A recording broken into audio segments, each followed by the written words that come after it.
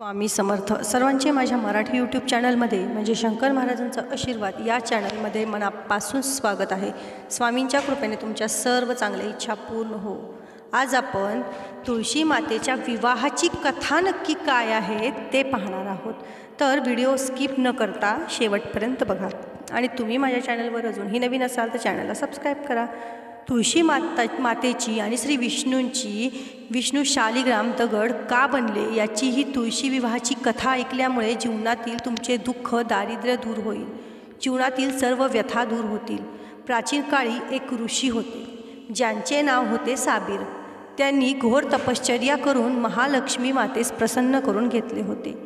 त्यांच्या तपश्चर्येवरती प्रसन्न होऊन मातेने प्रकट होऊन त्यांना वर मागण्यास सांगितला। त्यावर माता म्हणाली, जो वर मागायचा असेल तो माग, तुला जितके धन वैभव पाहिजे तितके मी तुला देईन।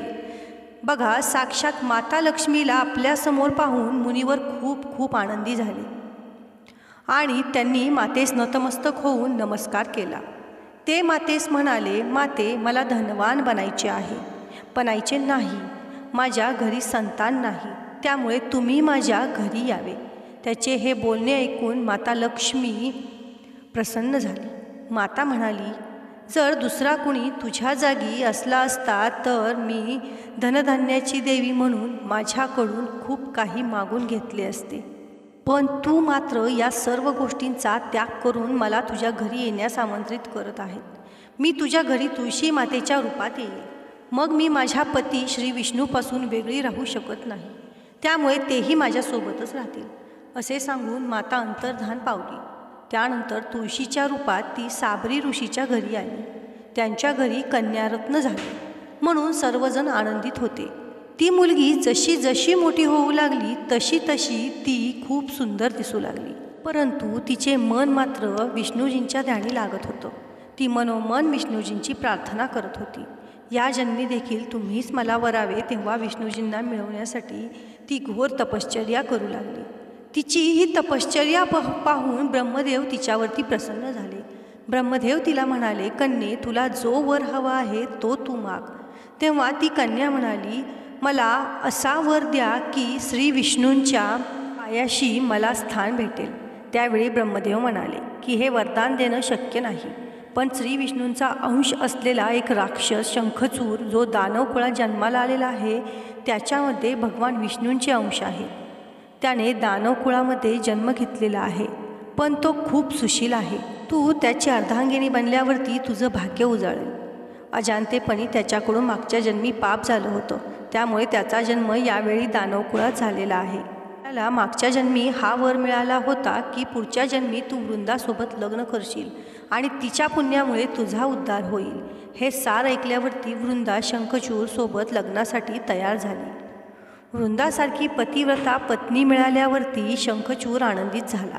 त्याने आपल्या राज्याचा विस्तार करायला सुरुवात केला। सर्व देवतांना देखील त्याने जिंकून घेतलं, स्वर्गाचे राज्य देखील त्याने हिसकावून घेतलं। त्यामुळे सर्व देवी देवता मिळून ब्रह्मदेवाकडे गेली व त्यांनी ब्रह्मदेवास विचारले की शंखचूराकडून आता आम्ही राज्य कसं घ्यावं। तेव्हा ब्रह्मदेवाने सांगितलं की त्याची पत्नी वृंदा ही पतिव्रता आहे, त्याच्यामुळे तिच्या पवित्र्याच्या जोरावरती तो यशाच्या शिखरावरती चढत आहे। जर त्याच्या पत्नीचे पावित्र्य भंग झाले तरच त्याला हरवणे शक्य आहे। तेव्हा यातून मार्ग काढण्यासाठी सर्व देव महादेवाच्या चरणी जातात व त्यांना सर्व वृत्तांत सांगतात। तेव्हा महादेव म्हणतात, मी जाऊन त्याला समजावतो आणि स्वर्गाचं सिंहासन पुन्हा मिळवतो। त्याप्रमाणे महादेव शंखचूराला भेटण्यासाठी येतात। ते त्याला समजावून सांगतात की तू स्वर्गाचं सिंहासन परत कर, पण शंखचूर तेव्हा सांगतो की मी हे सिंहासन युद्ध करून जिंकलेले आहे। जर कोणी माझ्याबरोबर युद्धामध्ये जिंकला तरच ते सिंहासन तुम्ही घेऊ शकता। तेव्हा महादेवाने त्याला समजावून सांगितलं की तू महाकाल आहेस, तू माझ्याबरोबर युद्ध करशील तर तुझं अपयश निश्चित आहे। पण शंखचूर मात्र आपल्या निर्णयावरती ठाम असतो। तेव्हा दोघेही युद्धासाठी सज्ज होतात। महादेवांसोबत इतर देवांनाही युद्धासाठी सर्व तयारी केली, पण हे युद्ध मात्र जिंकणे शक्य दिसत नव्हतं, कारण सर्व देवतांनी आपले सारे अस्त्रशस्त्र वापरले, पण शंखचूर मात्र कशालाही जुमानत नव्हता। शंखचूड स्वतः लुप्त झाला होता. त्यामुळे देवतांना हे कळत नव्हतं की वार कुणावर केला पाहिजे. शंखचूराच्या या लीला पाहून देवांनाही प्रश्न पडला की अशा प्रकारे शंखचूर हरू शकत नाही. आता यावरती मार्ग म्हणून सर्वजण भगवान विष्णूंच्या चरणी जातात. तेव्हा भगवान विष्णूंनी त्यांना सांगितलं की त्याची पत्नी पतिव्रता आहे, त्यामुळे तिचं पुण्य ह्याच्या कामात येत आहे. त्यामुळे त्याला ह्या युद्धात हरवणं अशक्य आहे. जोपर्यंत त्याच्या पत्नीचं पावित्र्य भंग पावत नाही तोपर्यंत हे युद्ध आपण जिंकणार नाही. जर त्याच्या पत्नीचं पावित्र्य भंग झालं तर तो युद्धामध्ये हरेल आणि तेव्हा आपण त्याच्याकडून स्वर्ग हिसकावून घेऊ शकतो. सर्व देवतांनी विष्णूंना गळ घातली की हे काम तुम्हीच करू शकता. शंखचूराने सर्वांस वेठीस धरलेले आहे. सर्व देवांनी विष्णूंना विनवणी केल्यावरती ते ह्या गोष्टीसाठी तयार होतात. विष्णूंच्या सांगण्याप्रमाणे सर्वजण पुन्हा युद्धासाठी सज्ज झालेले आहेत. विष्णूंनी मात्र शंखचूराचे रूप धारण केले. शंखचूर बनून विष्णू महालामध्ये आले. इथे येऊन ते वृंदाला आवाज देतात. आपल्या पतीचा आवाज ऐकल्याबरोबर वृंदा धावतच येते. तिला विष्णुरूपी शंखचूर तिला सांगतात की मी सर्व देवांना हरवून आलेलो आहे. हे ऐकून वृंदाला खूप आनंद होतो आणि ती विष्णुरूपी शंखचूराला आलिंगन देते. यामुळे विष्णू आपण रचलेल्या कटात यशस्वी होतात. वृंदाला विष्णूची ही चाल लक्षात येत नाही, पण तिकडे मात्र शंखचूराला शक्ती हरवल्यासारखे वाटू लागते. ह्या संधीचा फायदा घेऊन महादेव आपलं त्रिशूल त्याच्या दिशेने फेकतात. तेव्हा शंखचूराचा नाश होतो. तेव्हा विष्णू आपल्या मूळ रूपात येतात. कपटाने माझं पावित्र्य भंग केलं म्हणून वृंदाला खूप राग येतो. ती क्रोधाने विष्णूंना दगड बनण्याचा शाप देते. तेव्हा विष्णू शालिग्राम नावाचा दगड बनतात. तेव्हा विष्णू वृंदाला सांगतात की तुझा हा शाप वरदानापेक्षा कमी नाही. तुझ्या आणि शंखचूराच्या उद्धारासाठी मला हे करावं लागलं. तुम्हा दोघांना मला शापमुक्त करायचं होतं. तुम्ही आता शरीराचा त्याग करून तुळशीच्या रूपात जन्म घेशील आणि माझी पूजा तुळशी दलापासून होईल. मी शालिग्राम दगड बनेल. माझ्या मुकुटावरती नेहमी तुझं स्थान असेल. मी शालिग्राम दगड आणि तू त्यावरची तुळस असशील. जेही तुझ्यासोबत माझे पूजन करेल त्यांचं सर्व दुःख दारिद्र्य नष्ट होईल. देव उठणे एकादशीला मी तुझ्यासोबत विवाह करेल. शंखचूराला ही मी आपल्यासोबतच जागा देईल. तुझ्या पतीच्या हड्ड्यांच्या चूर्णपासून शंखांची उत्पत्ती होईल. त्या शंखापासून माझी आणि इतर देवतांची पूजा आराधना केली जाईल. जिथेही हा शंख ध्वनी असेल तिथे मी विराजमान असेल. तू मागच्या जन्मी बद्रीवनात मला मिळवण्यासाठी एक तपश्चर्या केली होती. आता पुढच्या जन्मी मी नारायण रूपात बद्रीनाथ वनामध्ये स्थापित होईल. तेथे माझी पूजा ही फळाफुलांनी न होता तुळशीने होईल. माझ्या मुकुटावरती तू विराजमान होऊन माझ्यापेक्षाही श्रेष्ठ पद प्राप्त करशील. एकादशीला जोही आपला विवाह करेल त्याच्या जीवनात कधीही दुःख येणार नाही. तेव्हापासून शालिग्राम दगडासोबत तुळशीचा विवाह केला जातो. बघा, त्यामुळेच आपण ते तुळशी विवाह म्हणून साजरा करतो. तर आता एक दुसरी कथा मी तुम्हाला सांगणार आहे. एका गावामध्ये एका घरामध्ये ननंद भावजया राहत होत्या. नंदेचं अजून लग्न झालेलं नव्हतं. ती तुळशी मातेची नेहमी पूजा करत असे. नियमितपणे रोज दिवा लावत असे. पण तिच्या वहिनीला मात्र हे आवडत नसे. जेव्हा ही दोघी ननंद भावजईमध्ये भांडण होत असे तेव्हा वहिनी तिला म्हणत असे, जेव्हा तुझं लग्न होईल तेव्हा मी तुझ्या लग्नाला आलेल्या सगळ्या वराडालाही तुळशीच खाऊ घालेल आणि तुला आहेर म्हणून देखील तुळसच देईल.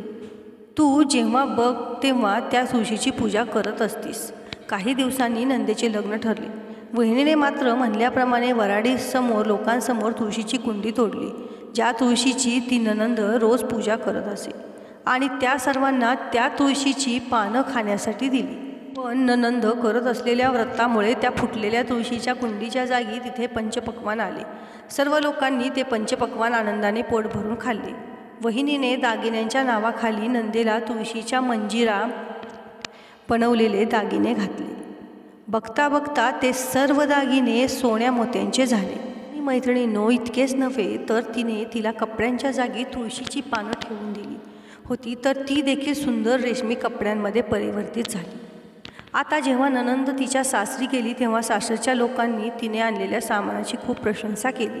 ही गोष्ट वहिनीच्या कानावरती पोहोचली. तिलाही खूप आश्चर्य वाटलं. तिने विचार केला की नंदीचे कपडे दागिने या सर्वांच्या जागी तर मी तुळशीच्या मंजिरा ठेवल्या होत्या. पण त्याचे मात्र खरोखरच दागिने आणि कपडे बनले. हे सारं पाहून तिला देखील तुळशी मातेचे महात्म्य लक्षात आले. तिला एक मुलगी होती. तिनं तिच्या मुलीला सांगितलं की तू तुळशी मातेची रोज सेवा कर, तुला देखील तुझ्या त्याप्रमाणे चांगलं फळ मिळेल. ती रोज जबरदस्तीने तिच्या मुलीकडून तुळशी मातेची सेवा करून घेत होती. पण मुलीचं मात्र मन त्या गोष्टीमध्ये लागत नव्हतं. हळूहळू मुलगी लग्नयोग्य झाली. तेव्हा तिच्या आईने विचार केला की मी जसं माझ्या नंदेसोबत केलं होतं तसंच हिच्यासोबत देखील करेल. त्यामुळे हिला देखील वेगवेगळ्या प्रकारचे दागिने मिळतील व आलेल्या वऱ्हाडी लोकांना पंचपक्वान्न खायला मिळतील. शिवाय माझ्या मुलीला देखील तिच्या सासरी खूप सारा मानसन्मान मिळेल. असा विचार करून या मुलीच्या लग्नात देखील ती तुळशीची कुंडी वऱ्हाडी लोकांसमोर आपटते. पण यावेळी मात्र त्या कुंडीची मातीच राहते. ती पंचपक्वान्नांमध्ये बदलत नाही. मंजिरा आणि पान देखील आपल्या मूळ रूपातच राहतात. त्यातही काही बदल होत नाही. वहिनी वऱ्हाडी लोकांना तुळशीची पानं खायला देते. ते पाहून सर्व लोक तिच्याबद्दल वाईट बोलू लागतात. वहिनीने लोभामुळे आपल्या मुलीला देखील आहेरामध्ये तुळशीच्या मंजिरा दिल्या होत्या. तेव्हा मुलगी सासरी पोचली. ते सारं पाहून तिच्या सासरची मंडळी तिच्यावरती रागावली. अगोदर कधीही आपल्या नंदेस माहेरी बोलवले नव्हते. एक दिवस भावाने विचार केला की माझी पत्नी तर माझ्या बहिणीस कधीही माहेरी बोलवत नाही, तेव्हा मी जाऊन माझ्या बहिणीला भेटून येतो. त्यानं ही गोष्ट आपल्या पत्नीस सांगितली आणि म्हणाला की मी माझ्या बहिणीला इतक्या वर्षानंतर भेटायला जात आहे, तर तिला काही भेटवस्तू घेऊन गेलं पाहिजे. तेव्हा त्याच्या पत्नीने त्याला एका पिशवीत ज्वारी भरून दिली. हे पाहिल्यावर तो भाऊ खूप दुःखी झाला. तो विचार करत होता की कोणता भाऊ आपल्या बहिणीच्या घरी ज्वारी घेऊन जाऊ शकतो का. हा विचार करत करत तो एका गौशाळेजवळ पोहोचला आणि त्याने आपल्या हातातील ज्वारीची पिशवी एका गाईसमोर पलटी मारली. तेव्हा तिथे जवळच उभ्या असलेल्या एक बाई म्हणाली, अरे तू गाईसमोर हिरे मोती आणि सोनं का टाकत आहेस. हिला खाण्यासाठी गवत द्यावं लागतं किंवा चारा द्यावा लागतो. तेव्हा त्याने आश्चर्याने पाहिलं तर खरोखरच तिथे हिरे मोती आणि सोने होते. तेव्हा आनंदाने ते सारं घेतलं आणि तो आपल्या बहिणीच्या घरी गेला. खूप वर्षांनी बहीण भाऊ एकमेकांना बघून खूप आनंदित झाले. तेव्हा त्याच्या बहिणीने तुळशी मातेला मनापासून प्रार्थना केली की माझ्या बहिणीला सद्बुद्धी प्राप्त होऊ दे आणि तुझी कृपा त्यांच्या घरावरती होऊ दे. त्यांचं घर देखील सुख समृद्धी आणि धनधान्याने भरू दे. आणि खरोखरच काही दिवसातच तिच्या बहिणीचे मन सद्बुद्धीवर चालू लागले. ती आपल्या नंदेला खूप मान आणि सन्मान देऊ लागली. वहिनीने देखील मनापासून तुळशी मातेची सेवा केली. पासून त्यांच्या घरामध्ये सुख समृद्धी आणि धान्याचे भांडार भरले गेले. घरातील दुःख दारिद्र्य क्लेश नाहीसे झाले. सर्वजण सुखाने समाधानाने राहू लागले. तर मैत्रिणींनो, ही छोटीशी कथा तुम्हाला कशी वाटली हे मला कमेंटमध्ये नक्की सांगा. तर तुळशी मातेचा विवाह मनापासून करा, त्याचे नक्कीच तुम्हाला फळ मिळेल. तुम्ही माझ्या चॅनलवर अजूनही नवीन असाल, चॅनलला सबस्क्राईब केलं नसेल तर चॅनलला सबस्क्राईब करा. धन्यवाद. आम्ही